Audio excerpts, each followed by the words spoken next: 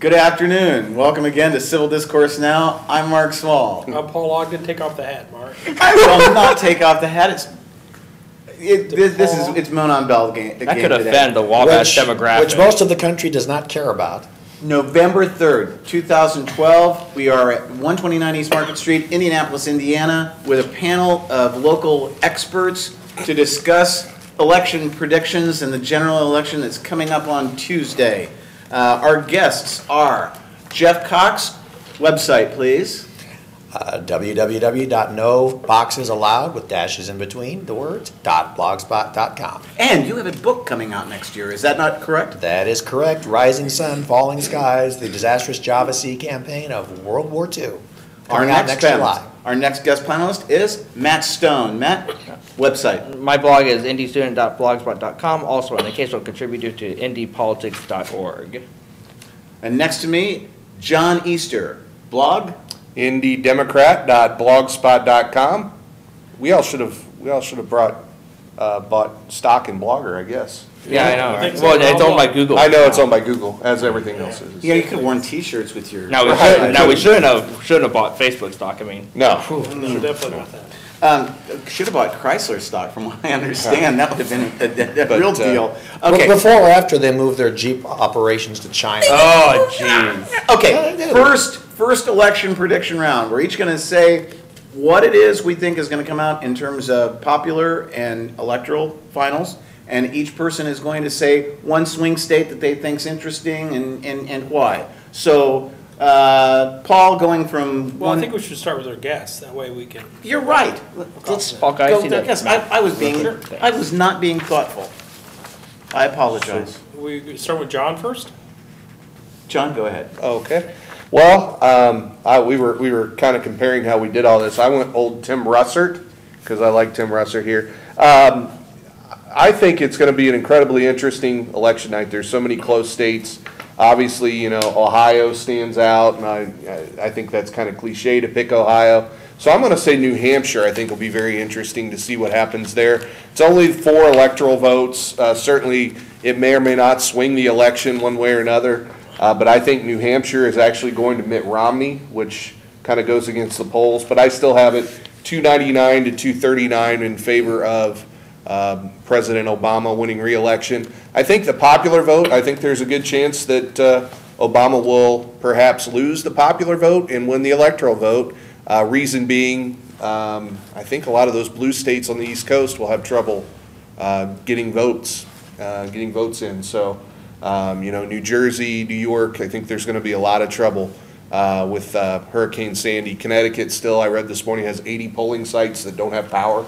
So that could be a big key to winning the popular vote for Romney. I don't think it'll swing those states, though, to red. John, we got bookies out there listening to this broadcast. We need to get a number from you on popular vote. Popular vote? I think it'll be, I think Romney gets right at maybe 49, 50%, and then Obama. I don't know. I didn't go that deeply. I didn't know I was supposed to go there. Okay, How I about apologize a raw for that. vote number? 50 million, no. Okay. What was the majority, the margin, I think it'll be close. I think Spread. 2%. 2%. Oh, 2% spread? Yeah. Okay. that's Everybody awful got their wide margin. Well, you can get into that. Which guest next would like to go? I think I'll go just because I have this map in front of me. I agree with John on the state to watch, probably the swingiest legitimate swing state. There's lots of these swing states that are pretend swing states that Republicans and sometimes Democrats wish they were swing states. Michigan, Pennsylvania are well-wishers. You know, every Republican candidate in recent memory has visited Pennsylvania the week or two before the election, and they don't come close to winning it. But New Hampshire actually voted for a Republican in 2000. With George W. Bush, and he lost that primary to John McCain that year. So you don't have to go back 20 years for a Republican to win New Hampshire like you do with Wisconsin or Iowa. You only have to go back 12 years for New Hampshire. So I think if there's one state that's been voting blue recently that could vote for Romney, it's probably New Hampshire. That being said, it'll kind of be meaningless if Romney doesn't also win Ohio.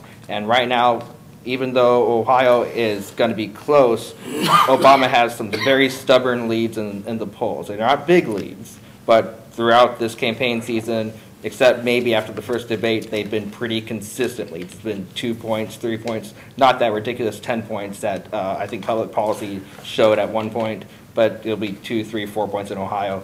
Overall, and I think Iowa, just because of the motivation of the conservatives in Iowa, not that they outnumber them, but they're much more enthused than Democrats are at this time. And we do have to say, I think Jeff Cox might agree with me that John McCain underperformed as a Republican in lots of states. So we could very well see some higher vote totals in even these red states, and that could lead to John's theory of Obama losing the popular vote but winning the election, because I think Mitt Romney will overperform John McCain in several states. I do think Virginia, North Carolina, Florida are going to go Romney.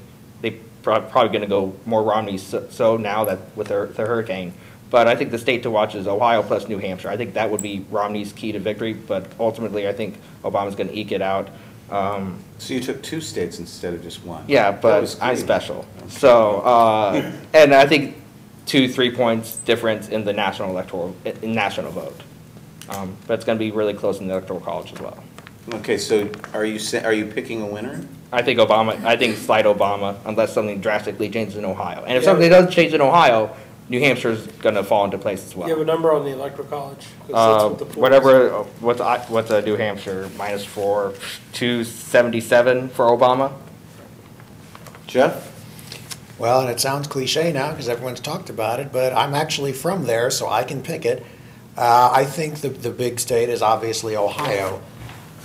With 18 electoral votes, it seems to be the swing state in every election, maybe because it's such a cross-section of the country. You've got the blue-collar industrial voters, ethnic, Catholic in the Cleveland area, and then the further south you go, you get more Protestant, except in the Cincinnati area, which is very Catholic.